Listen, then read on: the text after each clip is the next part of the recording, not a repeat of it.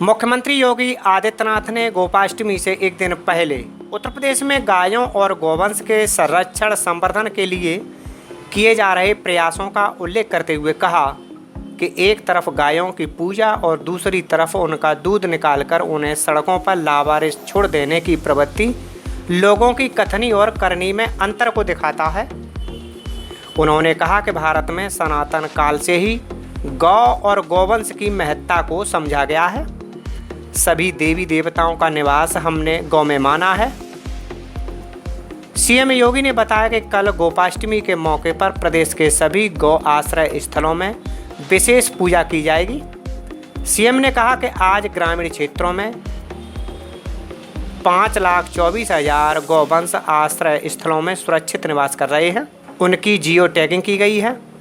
यदि कोई किसान गौवंश को पालना चाहता है तो प्रति किसान 4 गौवंश देने के साथ ही प्रति गौवंश उसके चारे के लिए उसे 900 रुपये भी दिए जा रहे हैं। इसके अलावा कुपोषित बच्चों वाले परिवार को एक ब्याई गाय देने की व्यवस्था भी की गई है। उस गाय के भरण पोषण को भी 900 रुपये दिए जा रहे हैं। 5,24,000 गौवंश वर्तमान में सरकार के द्वारा संचालित गौ आश्रय स्थलों में वर्तमान में है, ये ग्रामीण क्षेत्र में।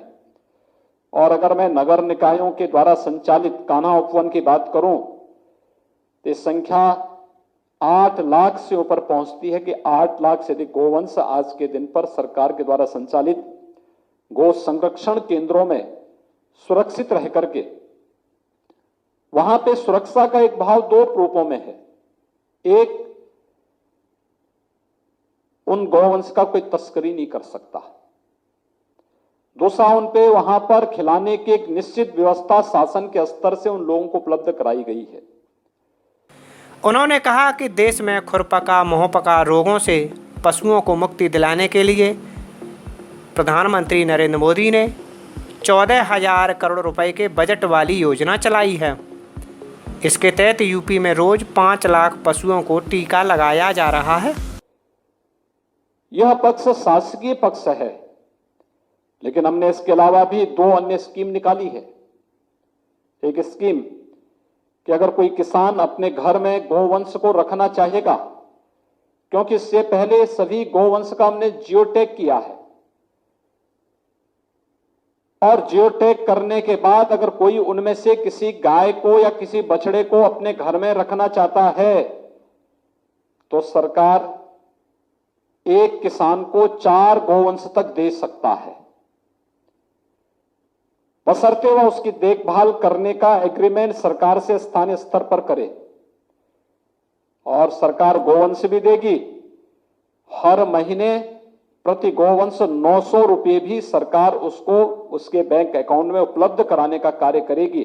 यह कार्य सफलतापूर्वक हुआ है। अब तक हम 63,000 से अधिक गौवंश किसानों के हवाले कर चुके हैं, और प्रति महीने इसकी समीक्षा होती है, उसकी जांच होती है, और प्रति माह उसके अकाउंट में, किसान के अकाउंट में पैसा जाता है।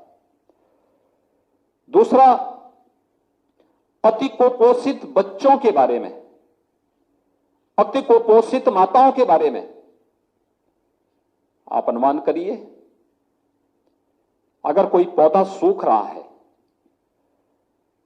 आप उसमें थोड़ा थोड़ा पानी देते रहिए, वह पौधा पनप जाएगा, एक पेड़ बन जाएगा, एक समय के बाद फलता फूलता हुआ दिखाई देगा।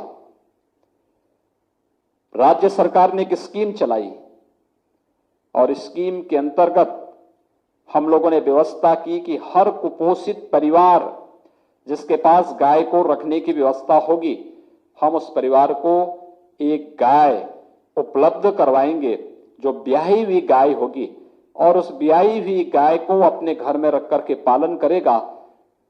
निःशुल्क गाय देंगे, और हर महीने 900 रुपये भी उस गाय के भरण पोषण के लिए वह कोई उपाय कर सके, इसके लिए हर महीने 900 रुपये अतिरिक्त उसको हम लोग शासन के स्तर से उपलब्ध कराएंगे। पशुपालन विभाग प्रति माह 900 रुपये भी उस परिवार को देगा। अब तक हजारों परिवारों ने इस योजना का लाभ लिया है। भारतीय नस्ल के गौवंश की महत्व, दुनिया इसके महत्व को जानती है। इसका धार्मिक और आध्यात्मिक महत्व भी है। इसका अर्थव्यवस्था के लिए भी, भारत जैसे कृषि प्रधान देश में भी इसका महत्व है। अपनी कामनाओं की सिद्धि के लिए कोई भी कर्मकांड ऐसा नहीं है जो बगैर गौ माता के संपन्न हो सकता हो।